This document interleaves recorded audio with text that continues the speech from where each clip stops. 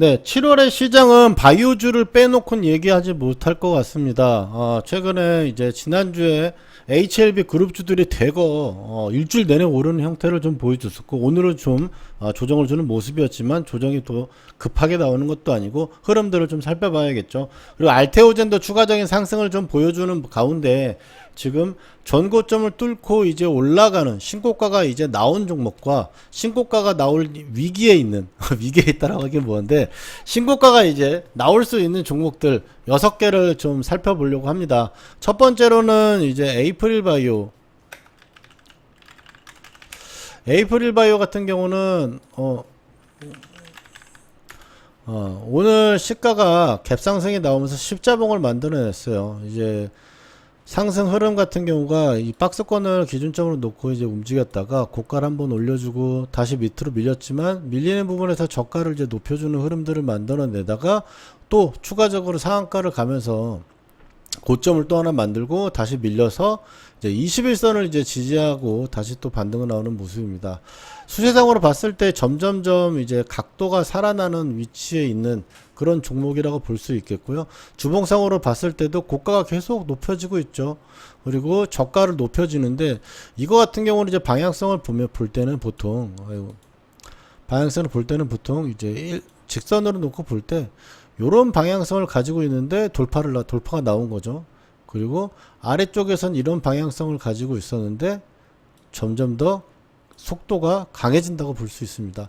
강해지는 구간에서 이제 돌파가 나왔고 이 돌파하는 국면에서 2만원대 흐름들을 앞으로 우리가 지켜보면서 타이밍이라든지 수급이 유지가 되는지 그런 부분들을 보고 우리가 매매에 좀 참여를 할 수 있지 않을까 해서 관심 종목을 일단 살펴봤고요. 단기적으로 봤을 때는 이제 위에 좀 떠 있는 상태고 이제 고가에 잡혀 있고 고가는 위에 잡혀 있는 상태에서 저가는 또 지지받고 다시 올라왔으니까 이 11선을 기준 이평으로 하는 그러니까 11선을 살려주면서 이런 식으로 이제 흘러가면서 여기서 한번 돌파가 나오는 흐름이 나온다면 굉장히 그게 이제 베스트. 그래서 그 부분들로 이어질 것인지 관찰을 해보려고 보고 있고요. 이제 두 번째로는 이제 ABL 바이오. ABL 바이오 같은 경우는 최근에 지난주에 역시 뭐 HLB처럼 급등한 건 아니지만 움직임이 그래도 굉장히 강하게 올라왔습니다. 최근에 이제 유상증자 이슈로 나오면서 상승하는 모습을 좀 보여줬는데 흔들기가 한번 나왔고요. 이 구간에서 흔들기가 한번 나왔고 그 흔들기 나온 후에 바로 박스권 위에 도점 그 이후에 그 다음날 바로 전고점까지 뚫어주면서 전고점까지 가까이 가면서 한번 신고가 만들어내고 옆으로 좀 기고 있습니다.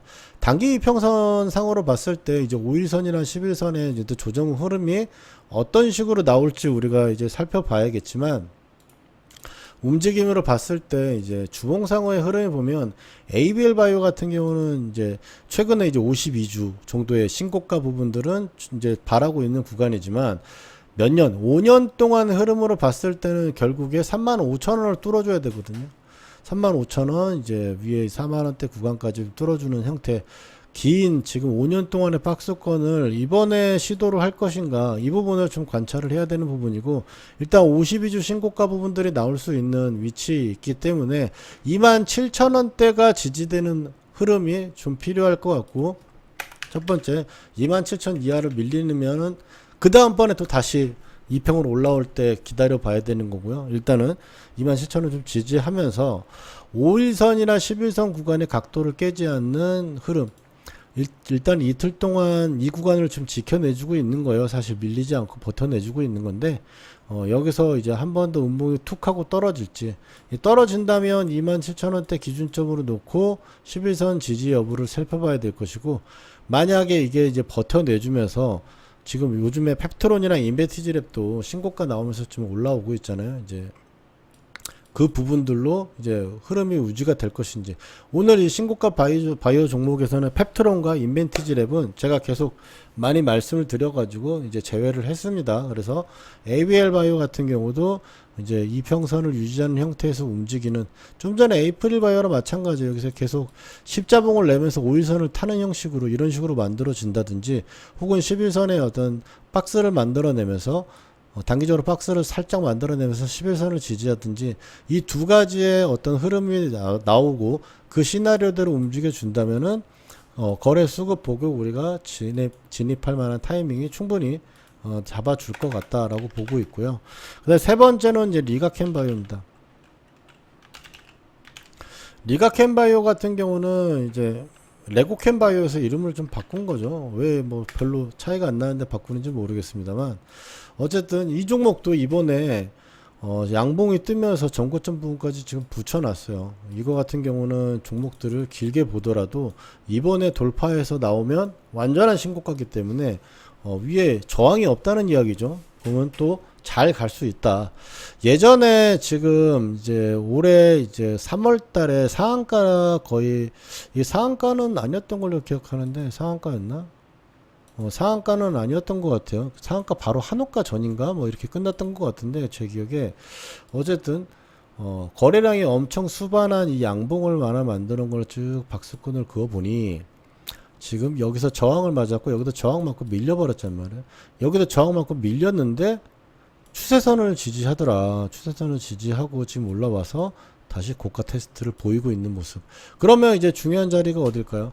일단 여기에서 걸렸던 자리니까 이 구간 아래로 안 밀리는지, 혹시 밀린다 한다고 하면은 그게 순간적으로 아래 꼬리를 달고 올라오는 형태의 매수 기회가 될 수 있는지 한번 체크를 해봐야 될 것 같고, 그리고 이제 고가를 이제 갱신할 수 있다라는 마인드로 본다면 역시 마찬가지로 이 세 개의 종목은 단기 5일선이나 11선의 어떤 자리가 쫓아오는 그런 자리에서 옆으로 긴다든지 혹은 11선을 기다리는 횡보성 흐름이 나온다면 충분히 또 수급이 돌파할 때 공략할 수 있는 부분이 되겠다.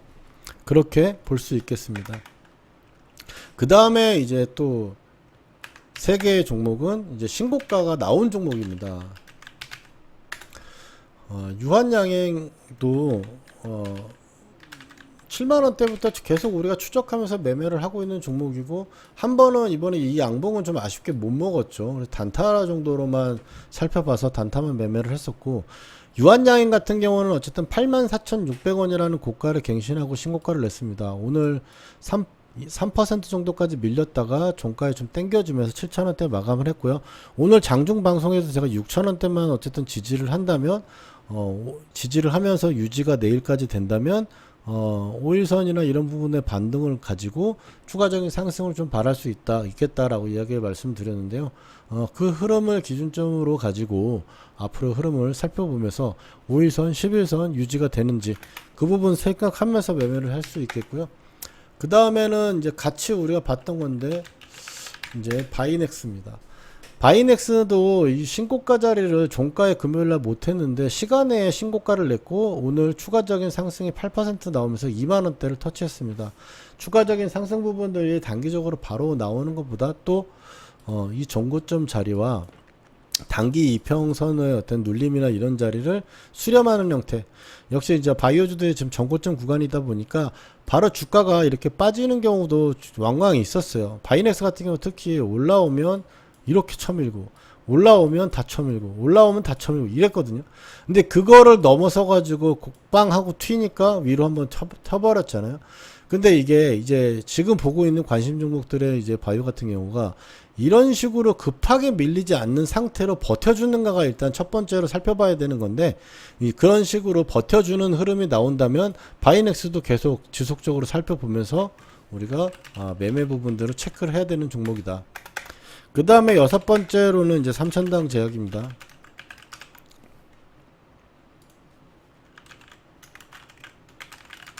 삼천당 제약 같은 경우도 이제 신고가를 내고, 사실 이번에 바이오주가 좀 약간 아쉬운 게 굉장히 적극적으로 공략은 하지 못했다. 사가지고 좀 먹으니까 팔고 약간 이런 식으로 했죠. 왜냐면 밀릴 때 워낙에 잘 처미니까 그랬는데, 결국에 이것도 삼천당 같은 경우는 우리가 제가 방송을 할 때 말씀드리기에 14만원대가 지지되느냐, 14만원대만 지지되면 기준이평은 유지가 될 거고, 기준이평은 11선 기준으로 지금 움직이고 있는 삼천당 제약이 11선을 유지하면서 올라간다면 고가를 갱신할 때 탄력이 나오면 상승이 나올 수 있다. 지금 오늘도 반등의 아래 꼬리 같은 경우 나왔는데 반등이 나올 땐 지금도 탄력적으로 나오고 있습니다. 그래서 이거 같은 경우는 이제 고점대가 한번 이제 5일선 기준점으로 계속 유지가 되고 있기 때문에 5일선 기준에 약간 실리콘2처럼 올라갈 수도 있겠죠. 실리콘2도 이런 식으로 움직이다가 하염없이 올라가는 느낌처럼 올라갔잖아요. 계속. 근데 워낙에 얘는 상을 가고도 계속 이런 식으로 움직였었고, 삼천당 제약은 뭐 그만큼 실리콘2만큼 강한 모습은 아니지만, 그래도 지금 흐름상은 약간 비슷한 흐름으로 좀 가고 있어요.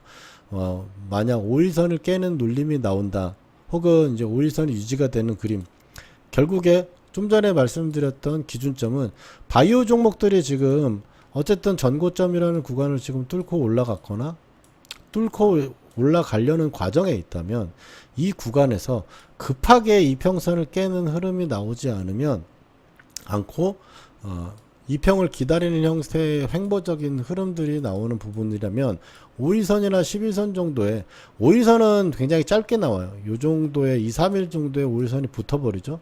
거기서 못 붙고 밀려버렸는데 여기서는 5일선이 유지가 되는 상태에서 시가 갭 들고 아래꼬리 달고 양봉 뜨면은 5일선을 타고 이런 식으로 움직여 가는 거예요. 11선 같은 경우는 또 여기서도 잘 나타날 수 있는데 11선 모양새라면 또 이런 식으로 나타날 수 있겠죠. 이건 5일선이 깨져가지고 밀려 내려와 버린 거고 올라간다면 이런 식으로 갈 거라고 말씀을 드렸고요. 11선 같은 경우는 지금 여기서도 11선은 아래로 빠졌다가 옆으로 기고 그랬다가 올라오는 건데 보통 일반적으로 강세 종목의 11선 같은 경우에 흐름 같은 경우는 이렇게 이 기준 이평을 유지하는 가운데 주가가 올라갔다가 뭐 이런 식으로 쌍바닥을 만드는 자리가 나올 때 11선을 보통 닫는 경우가 많거든요. 그러면서 고가를 갱신하는 형태가 많이 나오는데 바이오주는 아무래도 탄력이 다른 일반적인 종목들보다 세고 움직임이 또 급격하게 나오는 경우도 많이 있어요. 그래서 옆으로 기는 흐름이 만약 나온다면 이런 종목들 중에 옆으로 기는 흐름이 나오면서 단기적으로 쌍바닥을 만드는 11선이라든지 단기적으로 2평을 살짝 이제 2평까지 닿는 횡보성 2, 3일 동안 가격을 이제 잡아주면서 준비를 해놓고 시가 갭이나 혹은 거래량이 튀면서 올라가는 상태가 된다면 우리는 쫓아갈 수 있는 또 한 번의 타이밍을 얻게 되는 겁니다. 그러니까 다 살펴봤을 때 정리를 하면 이 6개의 종목이 앞으로 움직이기를 기대하는 방식은 이런 식으로 옆으로 기거나 쌍바닥을 만들거나 이런 식이에요. 이런 식으로 움직인다면 지금 바이오 종목이고 변동성도 크고 밀리면 싹 다 밀려버리는 그런 종목들의 특성을 가지고 있는 애들이지만 이런 모습을 보인다면 굉장히 강한 거니까 관찰하고 모니터링하고 수급이 들어올 때 우리는 쫓아가서 수익을 내야 될 것 같습니다. 여기까지 해가지고 오늘 또 이제 신고가 매매 대상 신고가가 나올 수 있는 종목 그리고 신고가에 이미 나와 있는 바이오 종목 6개 기술적인 흐름과 차트 위치 한번 살펴봤으니까 가격대들 앞으로 또 장중에 방송을 실시간 방송을 진행하고 있으니까 장중 방송에서 같이 한번 종목들 계속 살펴보면 좋을 것 같습니다. 구독과 좋아요 눌러주시고 또 다음번 영상에서 찾아뵙도록 하겠습니다. 감사합니다.